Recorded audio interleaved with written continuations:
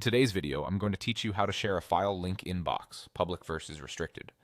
First, let's get oriented and locate the item you want to share. Open Box in your browser and go to the folder where your file or folder lives. Move your mouse so you're hovering directly over that item. Don't click into it, just hover. You'll see quick actions appear, typically on the right side, which is your shortcut to sharing without opening the file. Take a second to confirm it's the correct item, especially if you have multiple versions or similarly named files. Sharing the right one now saves you cleanup later.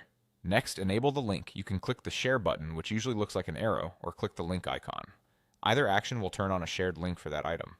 When the link is enabled, Box automatically copies it to your clipboard so you can paste it directly into an email, a chat message, or a document using Command+V on Mac or Ctrl+V on Windows. You should also see a small confirmation in Box that the link was created. If you need to copy it again, you can return to the same share window and use the copy option there. Keep in mind that once the link is active, anyone who meets the access requirements you set will be able to open it, so it's important to choose the right access level before widely sharing. Now choose your access level. In the Share window, look just under the link for a drop-down that controls who can use it. This is where you decide between a public style link and a restricted link. A public style choice generally means anyone with the link can view or download, which is convenient for broad sharing outside your organization. A restricted choice limits access, commonly to people in your company or only to collaborators you've explicitly invited.